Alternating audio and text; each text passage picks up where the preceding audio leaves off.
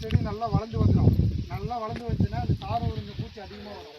சாறு உறிஞ்ச பூச்சி அதிகமாக வந்து ஒரே நைட்டில் வந்து உட்காந்துச்சுன்னா சாறு உறிஞ்சு அப்படியே எல்லா பயிர்லையும் எடுத்து போயிட்டு மாற்றி மாற்றி வீட்டுக்கு உட்காந்து சாப்பிட்டுச்சுன்னு வச்சுக்கலாம், அந்த நோய் பூரா எல்லா பயிருக்கும் வருது. அதனால தான் ஒரே ஒரு வாரத்தில் மொத்தமாக மஞ்சளாக போயிடும்.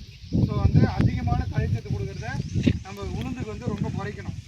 அதுக்கப்புறம் நல்ல ஆரம்பத்துலேயே வந்து விதையை வந்து மஞ்சள் நோய்க்கு எதிர்ப்பு சக்தி உள்ள வம்பன் 10, 11 அது மாதிரி ரகமாக பார்த்து நம்ம விதைப்பு செய்யணும்.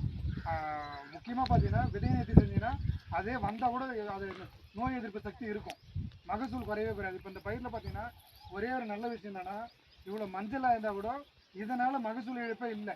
ஏன்னா காய் பார்த்தீங்கன்னா எண்ணி பாருங்கள், ஒரு செடியில் குறைந்தபட்சம் 60 காய் இருக்குது.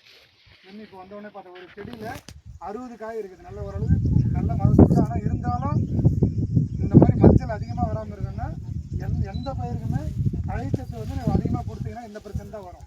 நோய் அதிகமாக வரும், பூச்சி அதிகமாக வரும். அதுக்கப்புறம் நம்ம மருந்து அடித்தாலும் முழுசாக கண்ட்ரோல் ஆகாது.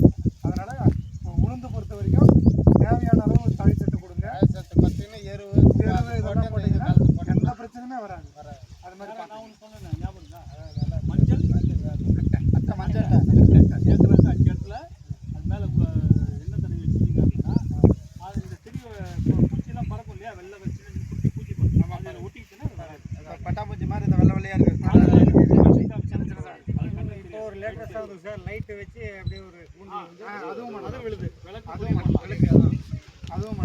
மூலையாக அப்படியே கட்டிடுறாங்க.